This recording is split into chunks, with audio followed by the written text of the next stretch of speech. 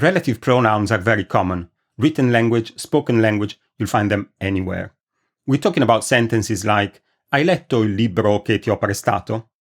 or "Come si chiama la ragazza di cui parlavi?" Or we can see a couple of examples from the news actually. Hanno compiuto passi da gigante nel modo in cui giocano. This one was about the Lionesses. Ennio Morricone, il compositore che completava il cinema. They correspond to the English that, which, or who, but there's no direct correspondence in this case between Italian and English. In this video, we're going to talk about the relative pronouns che, cui, and quale. You can follow the timestamps in the description below if you want to go straight to the section that you're more interested in. And in the description, you will also find a link to an exercise. We start with che. Che is very common. It is actually one of the 10 most used words in Italian. Maybe you already know that in Italian we have che and we have chi. Very important to remember that they do not correspond to that and who in English. Also, if you're studying French or maybe you speak French, you might be familiar with the difference between que and chi. And again, that does not correspond to che and chi in Italian, so that won't help in this case. The relative pronoun that we want to learn is che. I'll talk about chi a little bit towards the end of the video, and I will explain how to use it, when to use it, and why. But for now, we're going to concentrate on che. Che is used both for people and inanimate objects. And we're going to use che when the relative pronoun is the subject or the direct object of the verb that follows. It will all be clear with a few examples. Come si chiama il ragazzo che parla sempre? So in this case, che refers to il ragazzo, so a person, and it is the subject of the verb that follows, che parla sempre. It is the boy who always talks. The second example, come si chiama il libro che stai leggendo? Che refers to il libro, so in this case, it refers to an inanimate object, and it is the direct object of the verb that follows. Che stai leggendo, so that you are reading. You are reading, so you is the subject of the verb stai leggendo. Che, referring to the book, is the direct object. Che never changes, so we already mentioned that it can refer to people and to inanimate objects. It can refer to something masculine, something feminine, something singular, something plural. It never changes. It is always che. Let's see some more examples. È interessante il film che hai visto? In this case, che refers to il film, and it is the direct object of the verb that follows, che hai visto, that you have seen. I pomodori che hai portato sono buonissimi. In this case, it refers to I pomodori, an object, plural, masculine, and it is the subject of the verb that follows. La donna che attraversa la strada, and you can finish the sentence. La donna che attraversa la strada, che refers to la donna, so a person in this case, feminine singular, and it is the subject of the verb that follows, che attraversa. One important difference between English and Italian.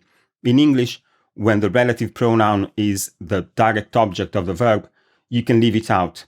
In Italian, you don't have that option. So if we go back to the sentence, come si chiama il libro che stai leggendo? We don't have the option of leaving che out. We have to say che. Come si chiama il libro che stai leggendo? That's the only way of doing this. So che is fairly easy to use. It never changes. It doesn't matter if it refers to a person, an object, singular, plural, masculine, feminine. It never changes. And we use che, again, when the relative pronoun is the subject or the direct object of the verb that follows. Just like che, cui never changes. So it can refer to a person or an inanimate object, something masculine, feminine, singular, or plural. It doesn't matter. It is always going to be cui. So what is the difference between che and cui? Well, we use cui when the relative pronoun is preceded by a preposition. That means that it can't be the subject of the verb that follows because it will have a preposition in front of it. And also it can't be the direct object because remember the direct object doesn't have a preposition. That's how we recognize the direct object. Cui, on the other hand, will have a preposition in front of it. Let's see some examples. Ho letto I libri di cui parlavi. I read the books you were talking about. To talk about in Italian is parlare di. So we have the preposition di. And when we turn the sentence around with the relative pronoun, we're going to have ho letto I libri di cui parlavi. We have the preposition di, so we can't use che, we have to use cui. And an important difference here that you've noticed between English and Italian, in Italian you can't put the preposition at the end. I read the books you were talking about. In English you can put the preposition at the end. You can never do that in Italian. So always think about which you were talking. That's the structure you have to use in Italian. Di cui parlavi, with any preposition. La città in cui abito. So in this case, cui refers to città, an inanimate object, feminine, singular, and the preposition is in cui abito. L'avvocato a cui ho telefonato. In this case, refers to a person, avvocato, singular, masculine, and the preposition is a cui ho telefonato. La ragazza con cui esco refers to la ragazza, feminine, singular, and the preposition is con cui esco. Il cavallo su cui ho puntato. Puntare su is to place a bet on. So here it refers to il cavallo, masculine, singular, and the preposition is su, or we can make this sentence plural, I cavalli su cui ho puntato. It makes no difference for the relative pronoun. One thing I want to mention about pronunciation, very easy to get confused between qui and cui, but they're two different words. Qui, spelled with a Q, means here, and it is pronounced qui. The relative pronoun is spelled with a C, and it is pronounced cui. I'll say the difference, I'll say both of them again for the difference. Qui, cui. Qui, cui. With che and cui, we have all the relative pronouns that we need. With these two pronouns, we've covered all the possible sentences with a relative pronoun. But there is an alternative, quale, and this is what we're going to see next. Quale can be used instead of che or instead of cui. However, instead of che is not very common. It's considered very high register, so I'm going to skip that here. Instead of cui, it is actually quite common, again, both in spoken and written language. So this is what we're going to concentrate on, how to use quale instead of cui. If we want to use quale instead of cui, there are a couple of things, actually 3 things we need to remember.